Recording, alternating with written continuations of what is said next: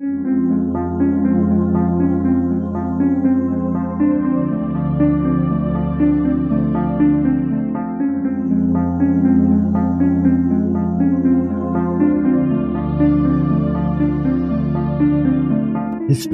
tells the story of the world and of our lives.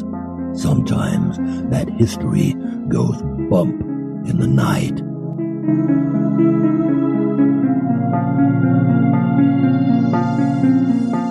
Broadcasting from the center of Oddity and the supernatural in Central Florida, it's the History Goes Bump podcast. Hello, you spooktacular people. Welcome to this 545th episode of the History Goes Bump podcast. Ghost Tours for the Theater of the Mind. I am your host, Diane. And this is Kelly, with a crappy voice. Well, I was just about to say, Kelly, we just got back from a trip to the Outer Banks, and apparently you brought something back with you. An extra souvenir. Yeah, the creeping crud. Well, Jared and I. Thankfully, it hasn't attacked you. Yes, Jared joined us on our trip, and the both of you seem to have brought back that little souvenir.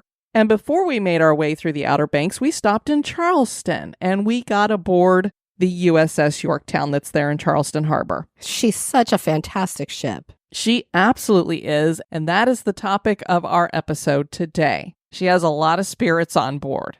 And since you have that creeping crud, this will be a heavy Diane episode. Indeed. We want to save our listeners' ears. Now, we could have put off recording this, but then you guys wouldn't have an episode next week, so we don't want to do that. That is true. So please bear with us, and I apologize for my voice. Before we get into sharing the ghosts of the USS Yorktown with you, we want to welcome into the spooktacular crew Gracie, Angela, Bill, Kelly with an I, Kenneth, Lauren, Long John, and Aaron with an E. Thank you so much for joining the spooktacular crew. And now, this moment in Oddity.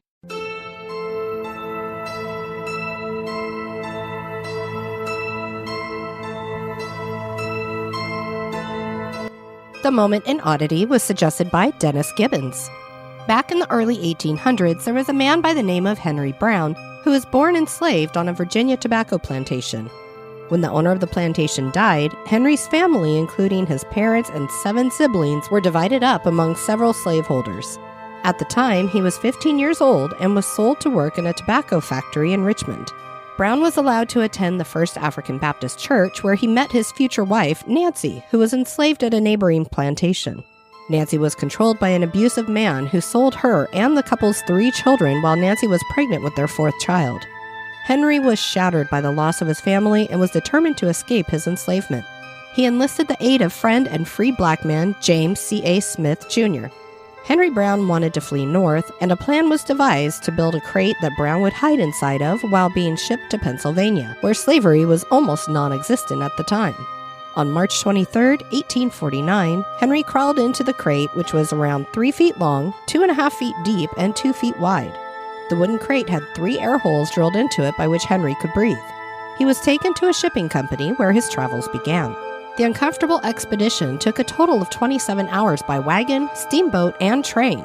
Henry was eventually released from the confines of the crate at the office of the Pennsylvania Anti-Slavery Society. Upon exiting the box, Henry sang a hymn he had written based upon Psalms 40 of the Old Testament. Following his escape from slavery, Henry received the nickname Henry Box Brown. There were many methods enslaved people attempted to escape to a better life, but a method of being shipped in such a small box over many miles certainly is odd.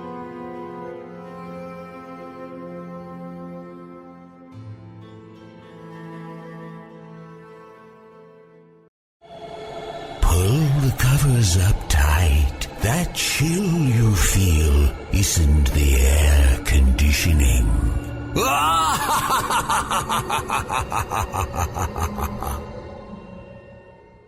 And now, this month in history.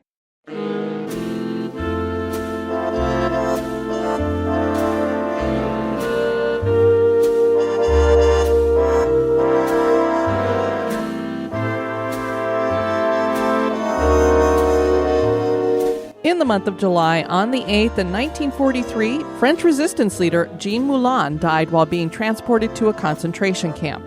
Moulin was considered the face of the French resistance. He stood up to the Germans during the occupation of France during World War II. The Gestapo arrested him in June of 1940 as a suspected communist, and they tortured him. He attempted to cut his own throat and was taken to a hospital and then released. Moulin smuggled himself out of France in September 1941 and headed to London, where he met up with Charles de Gaulle, who led Free French. He parachuted back into France in 1942 and organized the resistance movement. Moulin was betrayed by one of his people, and the Gestapo arrested him again. They interrogated and tortured him. He was nearly dead from the torture when he was loaded on a train to be taken to a camp in Germany. He died from his injuries. The French consider him a hero and have named many streets, schools, and universities for him.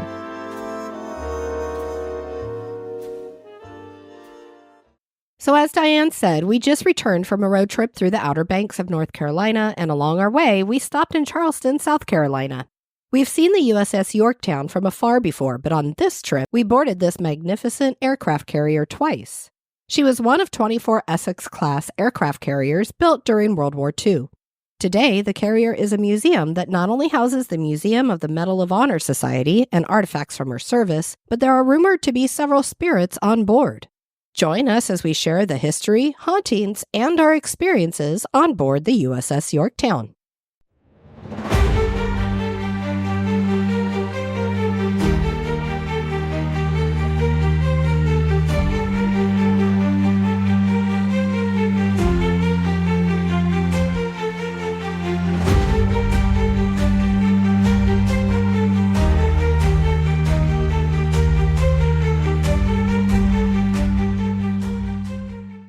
Charleston Harbor sits between Charleston and Mount Pleasant and is bordered by Daniel Island, James Island, and Sullivan's Island.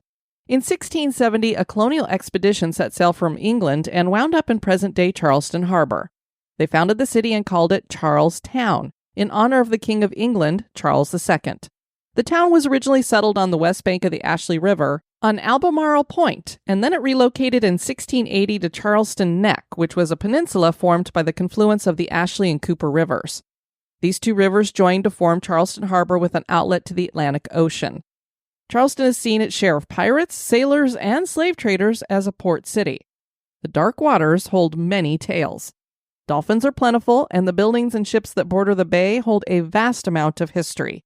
This is one of the places in Charleston Harbor that I've seen the most dolphins in my life, and I was so excited we didn't see any. for you and Jared to see them too, and there was not a single dolphin to be seen on this trip. That's all right. We've seen many.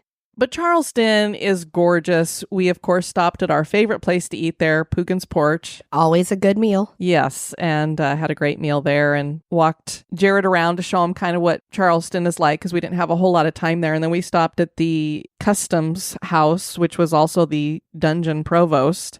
Right. That was pretty neat as well. Yeah, I've been outside that building many times, and I'm like, let's go in and check it out. And so we went in and did the tour, and we shared a video up on Instagram of what the dungeon area looks like.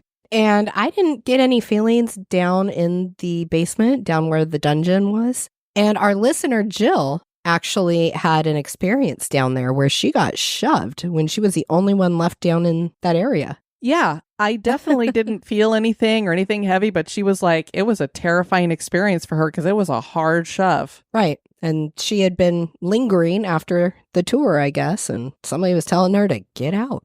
And this was just a general historic tour, and we were waiting to do the tour, so we were reading through some of the displays that are down there, and all of a sudden the elevator opened, which was to our left, and I looked over and I'm like, nobody's on the elevator. Several times. Well, maybe somebody had sent it down and then didn't get on, or who knows? Well, I'll be a monkey's uncle. Oh. See what I did there? Yeah, I see what you did there. Actually, wasn't it a baboon? That's what they said, yeah. So, although baboons are very temperamental, I would put my money on a macaque or something like that because they look somewhat similar. Okay. So then the guy who was our tour guide, young guy, really good, comes over and he gathers us around and we're all having this discussion. He takes us over and is showing us what Charleston used to look like way back in the day and how it had this wall around it. Later on in the dungeon, he's going to show us there was this half moon battery that had been built. And they actually found it during an archaeological dig. That's part of the video that we put up on Instagram as well. But anyway, we come over to the display that Kelly and I and Jared had been reading through when the elevator had opened. And he's talking about some of the stuff that's on there. And all of a sudden, the elevator opens again. And there's nobody on it. And this is a historical tour. And he goes, did everybody notice the elevator just opened on its own there? And we're like, yeah. And I was like, yeah, it just did that about 10 minutes ago, too. And he said, we think that we have a spirit here with us. This happens quite often.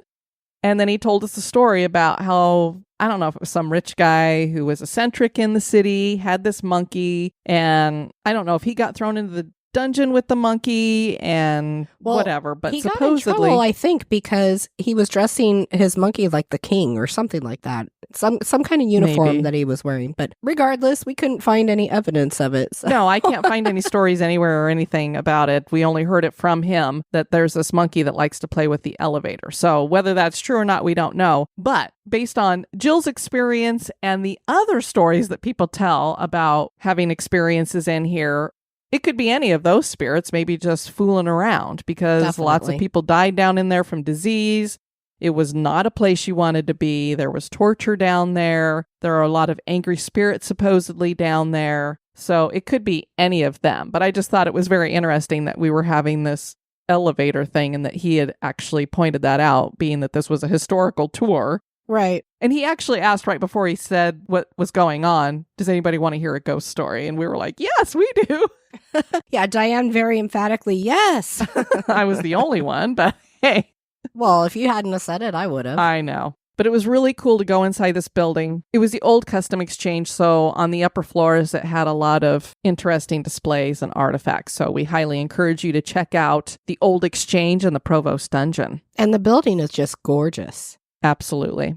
So after we did the dungeon and everything, we went and checked into our hotel, and then we had a ghost tour on the USS Yorktown. And then the next morning, we were going to go to Patriots Point, where the USS Yorktown is, and see the USS Laffey that's there, which is a destroyer, and get to see the carrier during the daylight as well. Right. The first thing one notices at the harbor is the USS Yorktown. This is the Fighting Lady, a legendary World War II aircraft carrier, and she is massive and impressive.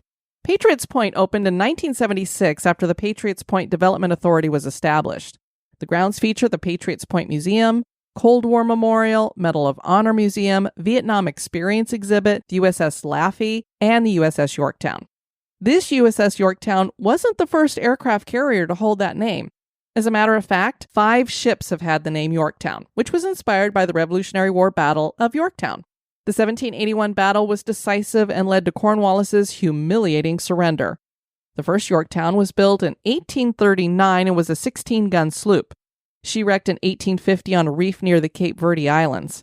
A steel-hulled gunboat was the second Yorktown. She was decommissioned in 1919. The next Yorktown would be the first aircraft carrier to hold the name, and this was commissioned in 1937, and she served gallantly through to World War II. The carrier was described as invincible, as it managed to outmaneuver many torpedo attacks. The Yorktown also managed to survive a Japanese dive bombing attack. Multiple bombs were dropped and none hit their mark, except for one of them, and it was a devastating result. That bomb went through the flight deck and exploded below deck, killing and injuring many sailors. The carrier went to Pearl Harbor for repairs and quickly turned around and headed to the Battle of Midway. The success of the Pacific Fleet was high at the beginning, but the USS Yorktown would be hit by 3 massive bombs that caused her to stall movement. She finally got going later, but another attack came in and 2 torpedoes hit her port side.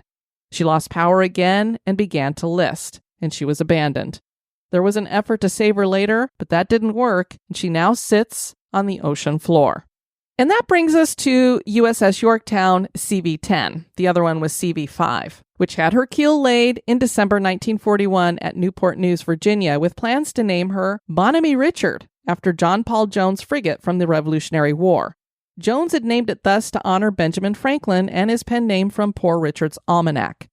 After the loss of the other Yorktown carrier, it was decided to rename this carrier USS Yorktown, and that took place on September 26, 1942.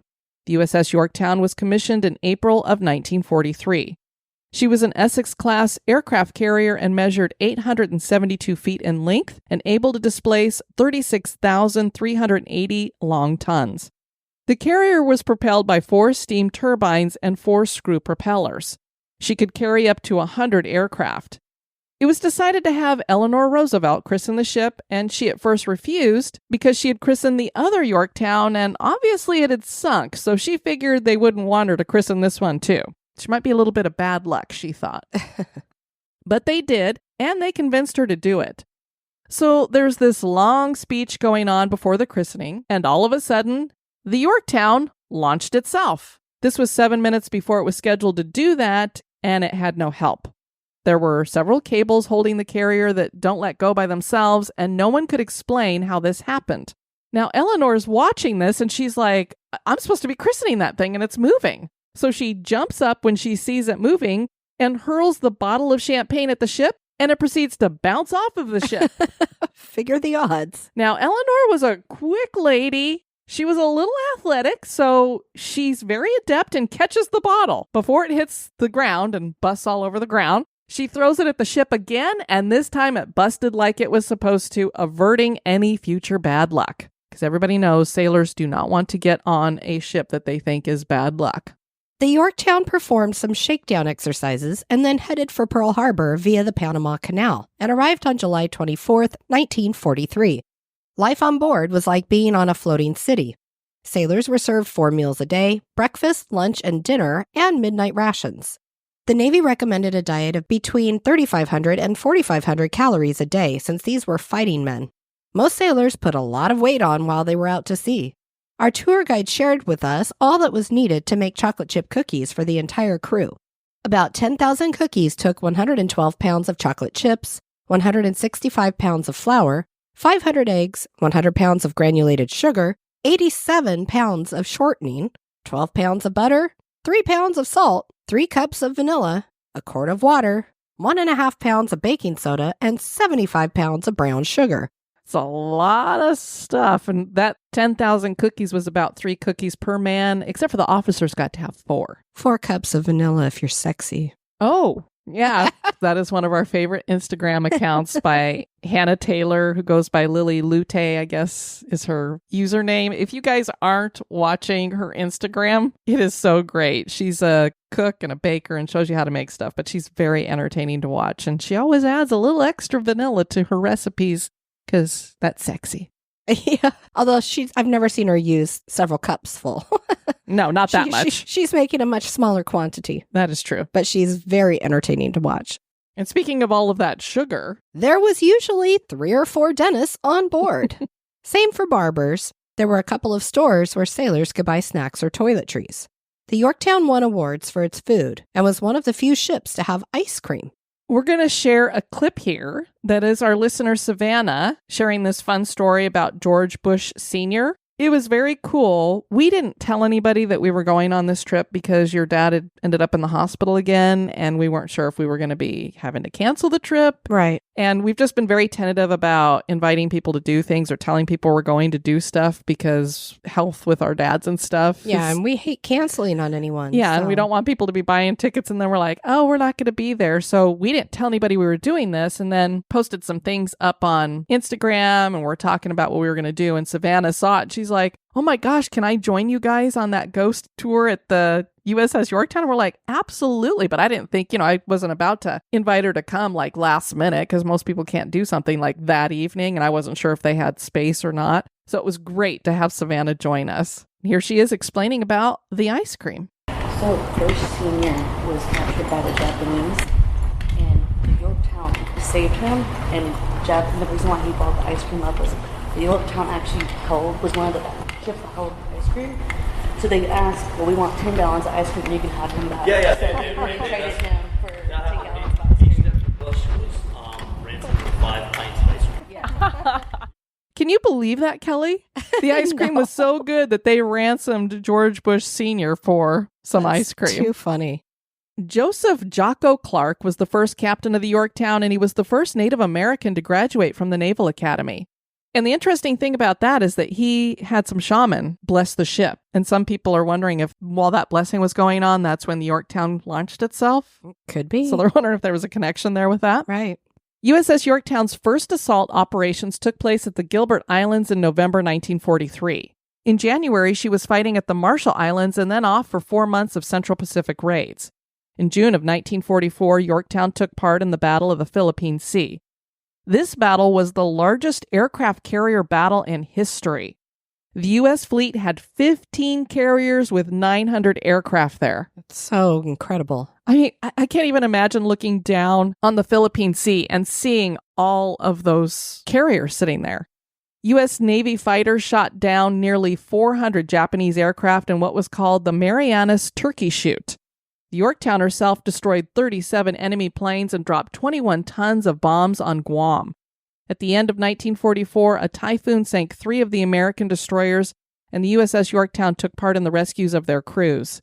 In January of 1945, the USS Yorktown was able to break through to Japan's inner defenses, and soon she was launching strikes on the Tokyo area. So she was very, very successful. And I don't know if we've explained this with other ships that we've talked about, but usually up on the top areas where they have all the control rooms and everything like that, they'll have flags that indicate how many fighters they've shot down, or they'll have planes that indicate how many fighters they've shot down, or if they've sunk a ship, they'll have like a broken ship up there. It's just cool how they would keep track of their successes. In March, the Japanese managed an assault on the Yorktown. And while most of it was rebuffed, a bomb did get through and hit the signal bridge and passed through the first deck and exploded near the ship's hull.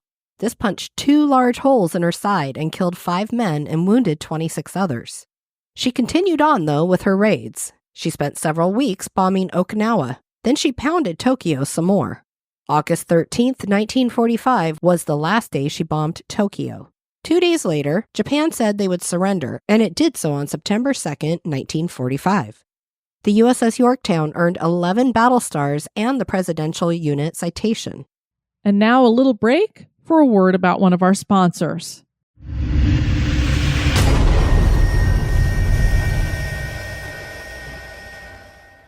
After the war, the Yorktown sailed for San Francisco Bay and dropped off her crew, and then went to Guam to pick up more sailors to bring home, and she returned again to San Francisco Bay. In 1947, the Yorktown was decommissioned.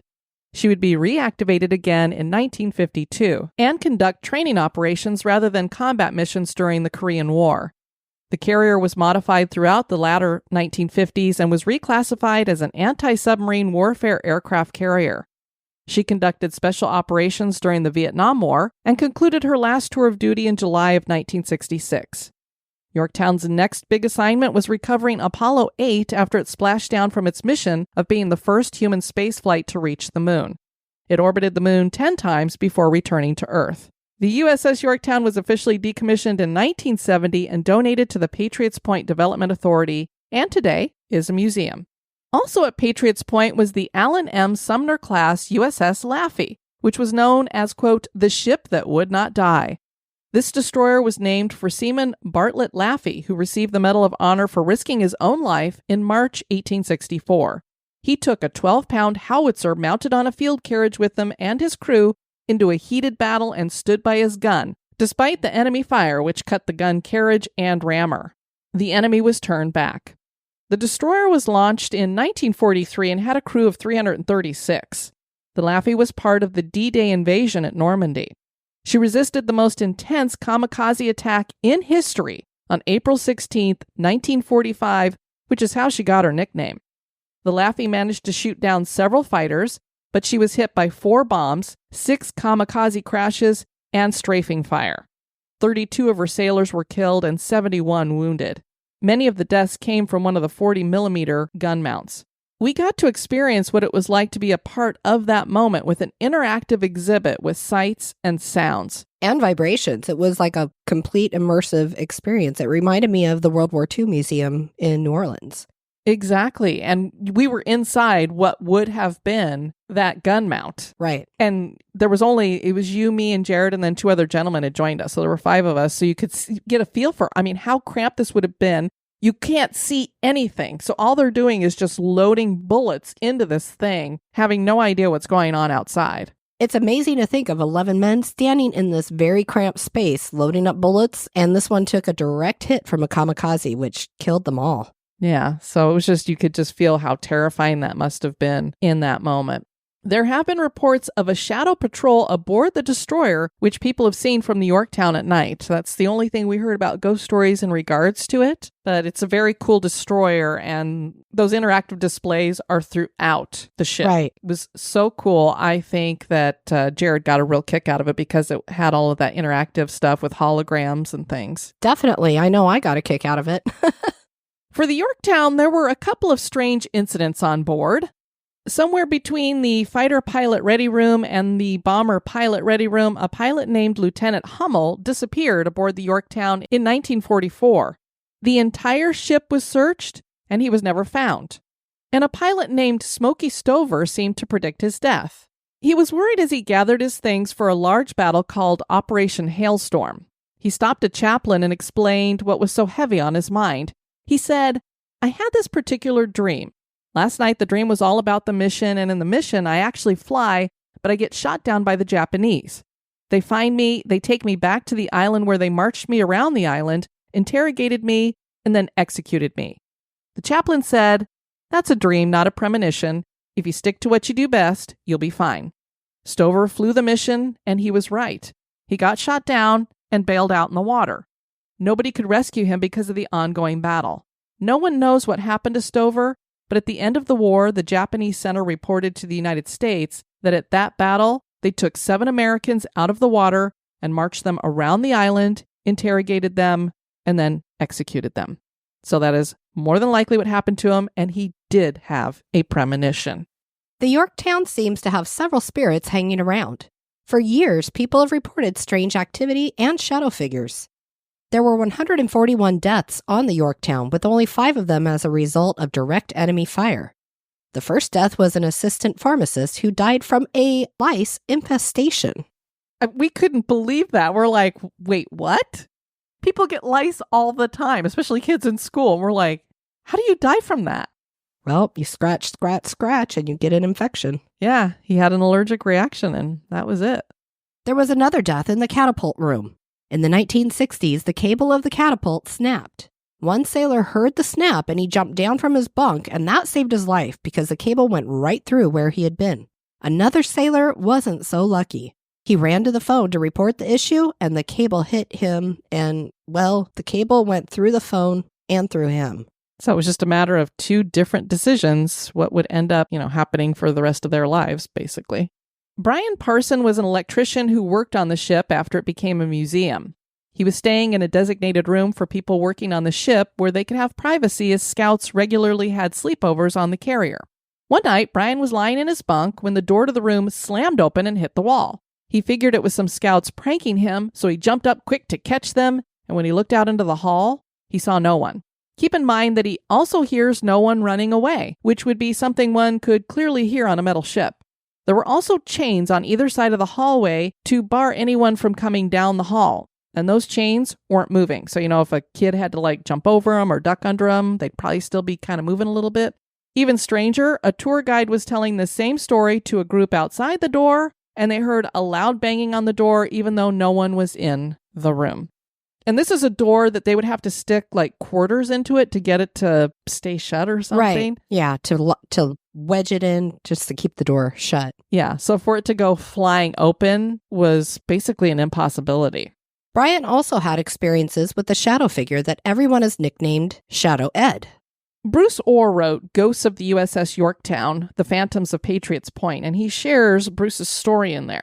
At the time, he was a security officer with Patriots Point and was making his rounds on the second deck in officers' country on the starboard side of the ship. This is an area known as the forward officers' area. As he was walking out of room 200, he felt as if he was not alone, even though the ship was closed to the public and it was after hours. Brian looked over his shoulder and saw someone cross the corridor. He turned to investigate, but once he got to the location where the person should have been, he discovered nothing. Brian turned around and began heading back in the direction he had originally been traveling. Just when he chalked the occurrence up to his imagination, he again observed the shadow cross directly in front of him and block out the light at the end of the corridor. At this time, he was convinced that someone else was in the area. Brian contacted his supervisor, and the two of them searched the area without locating anyone. The following day, Brian shared a story with an employee on the graveyard shift. The employee was not surprised and stated that his shift had experienced the same thing. And a visitor to the Yorktown shared their experience with Shadow Ed. I think I've seen him. I was in Charleston in 1988 and 1989 and visited the USS Yorktown. I'd been to visit her many times, but this was the first time I'd been there when the entire room was open. You have to forgive me due to this being so long ago, I'm a touch fuzzy. Anyway, while I was down in the engine room, I was looking out over a catwalk type thing viewing area. Well, this quote-unquote person came out from below the catwalk, bent down like it picked something up, looked at a pipe, and went back under where I was standing. I don't know how far that platform is where you stand to how far down to this person was, but I remember thinking when I saw him that it must be kind of dark since I never saw any colors on his clothes or hair color, etc. I never saw anything but a dark outline of a person. My first thought was, is that a homeless person living there without anyone knowing? Oh my. What's that person doing down there? And where did he go? Why didn't he make any noise? Now I wonder if it wasn't a shadow person. I was there in the middle of a weekday, so there weren't very many people there. Neither the other couple of people nor my boyfriend saw it, but I saw it clear as day. I guess because when I'm in these places, as I'm looking around, I'm picturing what was going on, what they were doing as their ship was being bombed, and how in the heck would they get out of there if the ship started sinking. I love the ship and have visited her many times. Every time I visit Charleston, I find myself wandering around on her or sitting on the fantail. Last time I was there was the summer of 2003. And that was Crystal Kell. She wrote that in 2008. And then there is Shadow Sam in the peacoat. This is a clip of our tour guide telling us about that. On the hangar bay. They call it shadow people. No one knows what a shadow person is. They don't make noise. So if you don't see them, you won't know they're there. But the people that work on the ship started calling it Shadow Ed, which means enemy designation. Matter of fact, one of the shadow people on the ship is actually called Shadow Sam, which is a bad name because he's not a shadow. He's a full-bodied apparition. Shadow person is a shadow without a person attached to it. Now, Shadow Sam is full-bodied apparition. It's a man in a blue Navy peacoat. That there's apparently been security footage of him carrying his duffel bag aboard the ship. Bruce Orr, who is the guy with the ghost grid, was here. I don't know if the same investigation or not, but he was here doing an investigation with, it might have been the ghost hunters. He's on the ship after hours. Nobody's supposed to be here but him, the investigators, and the security guards. And he sees a guy coming right over there in a blue Navy peacoat. And the guy just looks at him, and he's a former forensic detective, so he does not put up with foolishness. So he tells the guy, he yells, "Hey, you're not supposed to be here." The guy looks at him and smiles off in the corner. And when Bruce gets there, the guy's gone. There's nowhere for him to go. His body's just disappeared. We went to a dark area of the ship where many people have felt a heavy feeling and that they're not welcome. And our tour guide told us that he had taken a group of women who were having a bachelorette party, and this is what they were doing. Good for them, instead of just going out and getting drunk. Absolutely. And a lot of them were like, we don't like being back here. We don't feel good. Women in general feel unwelcome on the ship, which makes sense. It's a bunch of men on the ship. They probably don't want women on there. Occasionally, people have heard an audible voice say, "Move," and have felt cold spots in this area. A couple years ago, some investigators set up a ghost grid pointing down the hallway. They heard a loud bang, but they saw nothing. They were filming everything, and the next day they were looking at the video and noticed that something passed through the grid. What was interesting is that this seemed intelligent because the bang came from one direction to distract them from watching the grid. So it was like, hey, look over here, bang, bang, bang, and then it walked through the grid. Exactly. So they didn't see the movement at the time, and this to them seemed like it was very much a military tactic. Scrappy was a dog that became the mascot of the carrier. The crew found the Airedale wandering around Pearl Harbor and adopted him. They named him Scrappy Shrapnel, or Scrappy for short. He had a custom-made helmet and life jacket. There is this cute picture of him in a Grumman F6F Hellcat in 1943. And we'll put that picture up on Instagram. Our guide told us about Scrappy haunting the carrier. Who was on the flight deck near the barking dog. Around the corner, he saw a carrier and a life vest and a flight helmet. And you can imagine how many F-bombs he dropped when he saw that. The men were like, "Oh, God, I'm sorry, but we'll name him Jocko." And he says, whatever. Eventually, he accepts him. Eventually, everybody loves the dog, except for the men in charge keeping the ship clean, because he poops and pees everywhere. Yeah, there's all sorts of pictures and videos of him in a life vest and a flight helmet posing by the planes. He has a great tour of duty until one day, there's some visiting musicians sunbathing on the flight deck who are apparently getting more attention than they thought they deserved. He expressed his displeasure by peeing on their faces. That's right. And that was the end of his tour of duty. When they made it back to the South Pacific, they gave him to a family, and apparently he died there of old age. Even though he died in the South Pacific, people are still sending us pictures of what they swear is a terrier on the ship. Last month, a group in the dark area sent a photo of a bulldog in a circle area that swore looked like a terrier to them. Lots of pictures people send in. The scouts, who usually spend the night here, are the ones that usually encounter them. They send in photos. They describe what they say look like Toto from the Wizard of Oz roaming aboard the ship. And there are no dogs on the ship after hours. And usually, scouts are not very fun to have on the ship. Because usually, not always, but usually a lot of times it's because the chaperones are being hammered at the fish house and they're not doing any chaperoning. But I did have one tour that was actually made better by a scout. I was telling the story about Scrappy right here. And this kid, well, last year, this kid comes out from the stairs we came from. He's about 5th grade. And then he asked any of us if we'd seen a light, because he had been following a light. He swore he'd been following a light through the bowels of the ship that led him to the brig. And that's where he lost track of it. And then he couldn't find it, so he came up here looking for it. And none of us had seen it or knew what he was talking about, so then he just earnestly goes off looking that way for it. My group was freaked out. I, however, was thrilled because finally the scouts paid off. Bruce Orr also shared these experiences of a docent named Lori. So Lori had been cleaning up after a Boy Scout event in the fall of 2011. On a cold and rainy morning in either late September or early October 2011, the Boy Scouts had just finished dining in the room adjacent to the CPO galley, or what is referred to as the big room. The sounds of laughter and excitement had subsided, and now that the Scouts had left, Lori busied herself cleaning up behind the boys. She was completely alone in the room at 8 a.m. As usual, Lori swept up the place and then wiped down the tables. It was an activity she had done numerous times before by herself. And usually she enjoyed the quietness, but this particular day was different. There was something eerie and unusual about the quiet. Lori continued wiping down the tops of the tables and then began the task of pushing all the chairs under the tables. And you remember this room, Kelly, where it has all the tables with the tablecloths on them. Yeah, absolutely. Now, it's a big room, and it's really cool. On one of the walls, there's the tube where the bullets would be going up to get loaded into the mounts, and they've taken away the metal and put plastic or glass over it, so you can actually see the bullets sitting in there. So she gets all these chairs pushed in under the table, and she stepped into the adjoining CPO galley. She began straightening up in that room. She was gone no more than 10 minutes when she quickly stepped back into the adjoining dining room to discover that the chairs had been pulled out from underneath the tables. The chairs were in complete disarray and left at various angles in the aisles. This had all been done without a single sound while she was alone in the very next room. It sounds to me like you had a whole bunch of ghosts that went, hey, let's sit down and have a good time or prank her. Yeah. Lori quickly replaced the chairs under the table, and as soon as she was done, she ran from the room back up to her office.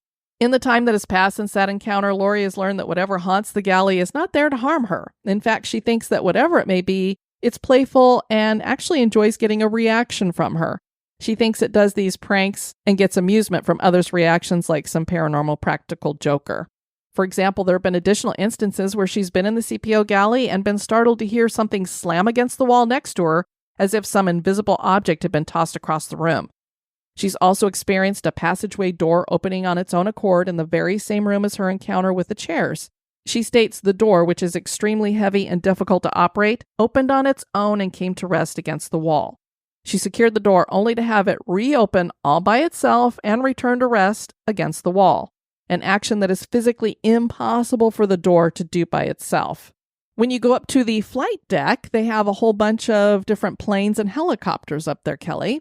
One of these was the SH-3G Sea King, which was an anti-submarine helicopter that served during the Vietnam War. The Sea King was also the type of helicopter that recovered the Apollo 8 crew. One day, there's this female visitor to the Yorktown, and she's wandering around the flight deck just like we did. The way this helicopter set up, it's kind of hard to see in there, and she was short, so she put her phone up to take a picture of the inside of it so she could see what it looked like, and she brings the phone back down and looks at it, and she's looking at a man wearing a World War II uniform. So she's like, well, that's weird. So she goes down and she mentions this to a nearby docent and probably said something like, hey, really cool that you have this person who's dressed up and is wandering around the aircraft and getting into them or something. Because there are mannequins on board, so you could think for maybe a minute, did they put a mannequin in there? Right. And the docent is like, what are you talking about? So he rushes over to the helicopter because no one's supposed to be inside these things. So he's like, oh man, I'm going to get busted. And he too, he's looking in it and he sees the World War II pilot. And he noticed that he was translucent. As to why a World War II pilot would be in a Vietnam War era helicopter is anyone's guess. And what's really interesting to me about that is there were several aircraft up on that deck. That was the only one that I was just drawn to taking a photo of that interior part. And I had to do the same thing, even though I'm pretty tall for a woman. I had to hold my phone up and take pictures. Now, I didn't catch anything, but that was the only one that for some reason I just wanted to take a picture of that interior part. And that was before he told us the story about it. That was before he said anything. Yeah. It does make you think that this had to have been something that was more intelligent and not residual, that he maybe was wandering from one of the other aircraft, or he was a pilot from the Yorktown and was like, this is a little bit different than the fighter jet I used to fly around. What's this thing like on the inside? So he just hopped inside and that woman got a little bit of a scare there, I guess. Here at Patriots Point, there also had been a submarine that was there for many years, and we just missed getting to tour that because the bottom of it just finally gave out and they ended up having to dismantle it and get rid of it, so it wasn't there anymore. And then at another time, there was this ship moored there called the USCGC Comanche. The Comanche was a cutter that had been commissioned in 1934. She mainly served as an escort through the waters of Greenland. During World War II, the Comanche was part of an escort group when one of the ships was hit by a torpedo from a German U-boat. This was a former merchant ship called the Dorchester, or maybe it's Dorster, depending upon who's saying it, where it came from. It quickly sank within 20 minutes. The blast had killed many men, and those that survived were now in the icy waters, many without life jackets. Now, they knew these German U-boats were in the water, and they were worried that something like this would happen. So the captain had told the crew to sleep in their life jackets. And a lot of them hadn't listened because it's hot in these ships. Right. And imagine trying to sleep in a life jacket. So they're like, not going to do it. So unfortunately, a lot of them did not have life jackets when they went into that icy water. And you can imagine how cold it must have been near Greenland. This is like the Titanic kind of thing. Of the 902 aboard the Dorchester, 672 died. The Comanche rescued 97 survivors, and the rest of the survivors were picked up by other ships. 4 of the dead were 2 Protestant reverends, a Catholic priest, and a rabbi. Sounds like I'm getting ready to tell a joke. They all walked into a bar. Jeez, Diane. All joking aside, they sacrificed their lives by giving away their life jackets to sailors and keeping everyone calm. So they had these 4 guys who didn't have life jackets. They gave them theirs. They were all given Purple Hearts and Distinguished Service Crosses posthumously. That wasn't the end of the story for this tragic event. The Comanche seemed to have carried spirits to Patriots Point with it, and this paranormal activity was witnessed by a Boy Scout troop. So what happens is these Boy Scout troops would set up their tents up on the flight deck. So these scouts have got their tents set up on the flight deck of the Yorktown. Yes, it's very chilly, so this fog rises from the harbor's waters because it had been warm during the day, and the visibility dropped to less than 100 feet. Their counselor was named Art Clausen, and he went around to each of the tents and would call the boys' names, make sure that they were inside and in their sleeping bags. So he goes around all the tents, he makes sure that everybody's accounted for. About 2.5 hours later, Art decides that he's going to go to sleep. He wants to make one final check to make sure everybody has stayed in their tent in their sleeping bag. And that's when he finds out that 9-year-old Michael Finch is not in his tent and he's nowhere to be found. So Art walked the entire 888-foot length of the flight deck there on the Yorktown, and he finally sees the boy standing at the edge of the starboard end. So he walks over to the boy, and he puts his hand on his shoulder because he doesn't want to startle him. And he's like, well, what is it? We have a big day tomorrow, because he can tell that he's like looking at something very intently. And the boy just continues to stare out at the water.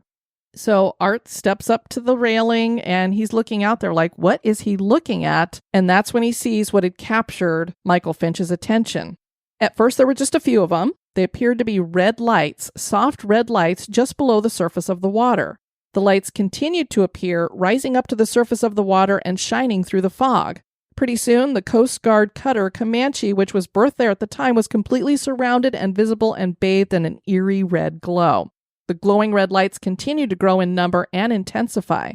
So did the number of scouts that joined them. So they Apparently, I don't know if they heard them or just were like, where'd everybody go? But pretty soon, the whole troop is standing there looking out at this red glow and all these red lights that are out there in the harbor. In the next 3 minutes, there were hundreds of lights in the water around the Comanche, according to 18 witnesses. That's just amazing when you think they all are seeing this. It absolutely is. Art described the intensity of the experience as equal to watching an alien spacecraft land. Everyone was speechless, and there was no sound except for what sounded like singing in the harbor way off in the distance. The singing, although faint and distant, sounded familiar. It sounded like a hymn. Eventually, the lights began to fade individually. One by one, they vanished into the harbor beneath the USCGC Comanche. The troop was speechless at first, but slowly began to question each other for verification that they'd actually seen and felt what they'd just experienced. They returned to their tents, but no one slept the rest of the night. They were either too frightened or too excited about what they had experienced. Isn't that an amazing story? It sure is. I wish I had experienced something like that. And of course, I think most people understand the red lights were on all of the life jackets. Exactly. So that's what they were seeing, were the lights from these life jackets going off. The Comanche, unfortunately, was destroyed in 1989 by Hurricane Hugo, and so she was sunk as an artificial reef. Divers sometimes still see the red lights when they go down there and dive it. Military ships see a lot of death through accidents and war. The Yorktown was considered the lucky Y because she didn't see many deaths. 141 deaths isn't many considering the action she saw. Other ships could lose as many as 600 crew in just one battle. Some attribute this luck to Jocko having the ship blessed by shamans. They claimed that this ship wouldn't see any more deaths than its predecessor, and that number was exact. CV5 had 141 deaths, just like this Yorktown. But even with that luck, it seems spirits do linger. Is the USS Yorktown haunted? That is for you to decide. It was a great place to visit. We highly recommend, if you're ever in Charleston, head over to Patriots Point, and all that stuff is great. We went through the Vietnam experience as well, and that had they built like what it would have been like in one of the camps that they would have had with their, I can't remember what they called the little wooden buildings that they would build for themselves, but they have the sound effects and everything with it, and you just imagine Very what it interactive must have been like. Yeah. as well. And if you enjoy seafood, you definitely have to go eat at the Fish House restaurant. It is delicious. Yeah, it's right next to it. You can just walk over there because you have to pay for the parking at Patriots Point. So just walk over to the Fish House and it is good. Indeed. If you guys haven't gotten your tickets yet for the live show that we're doing with Hillbilly Horror Stories on August 17th in St. Augustine, get on it. And yes, indeed. You and I, Kelly, have added something because make a weekend of it. Travel on over to St. Augustine. We're staying at the Beecher's Lodge. They have a special discount for people if you tell them you're with Hillbilly Horror Stories. They'll give you a discount. It's right on the beach. Stay Friday and Saturday night. And on Friday night, you and I are hosting a ghost hunt, which starts at midnight and goes until 2 o'clock in the morning. So it's a 2-hour ghost hunt. It's at that house that we did in St. Augustine when our niece and nephew came down and our nephew wanted to go do a ghost hunt. It's the place that we rented out for that. It's probably one of the most haunted locations you and I have ever investigated. It's a small house, so this is very limited. It can only have 9 people in there, so there's me and Kelly, and then we have 7 tickets, and we've already sold 3 of them. So as of this recording, there were 4 left. We've put the links up in the Facebook groups for both Hillbilly Horror Stories and for the Spooktacular Crew for History Goes Bump. Yes, they're listed under featured, so at the top of the Spooktacular Crew, if you click on featured, it will bring up both the link for the actual investigation, and then the very next page is the link for purchasing the St. Augustine live show tickets, and it's got all the details for calling for your room and all those good details. Tickets are $50 each, so get on it. If you are not in either of the Facebook groups because you don't do Facebook, send us an email at historygoesbump@gmail.com and we will send you the link if there are still some tickets available, but they're going really fast, so I don't know how long they're going to last, but we'd love to have you join us for that. Absolutely. And speaking of that email address, you can send any inquiries or comments there. You can do so at any of our social media as well. And please check out our website at historygoesbump.com. I want to thank you guys for joining us on this episode. I've been your host, Diane. And this has been Kelly. You take care now. Bye-bye. This episode has been brought to you by our executive producers. Dispatches from the Grave Digger. We want to welcome back to the cemetery Nancy Doy. We're going to be putting you in a chest tomb. And Preston Headley, we're going to be putting you under a marble headstone. And then welcoming into the cemetery for the first time, Angela Siegel. We're going to be putting you in a garden crypt. And in 3 months, you're going to be getting your HGB logo mug. Thank you so much for supporting the show. We really could not produce this podcast without your assistance. Check out the website at historygoesbump.com.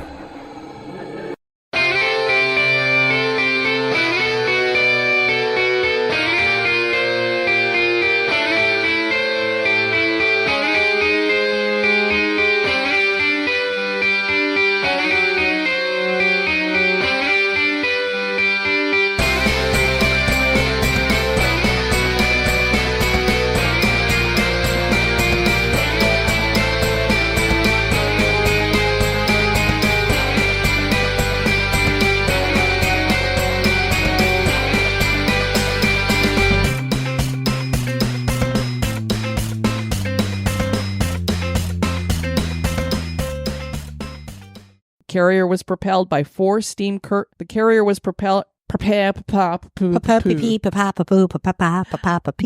Porky pig. Porky has a cold. Yeah, well, fiddlesticks. That's snot, folks. Oh, that's gross. I'm not snotty. I just have no voice. The carrier was propelled by 4 steam turbines. I can't say this Can't line. get through this sentence. You want me to read just this sentence for you? Yeah. About 10,000 cookies took 112 pounds of chocolate chips. What were you going to say? No, ship like the boat. Okay. All right, poop emoji.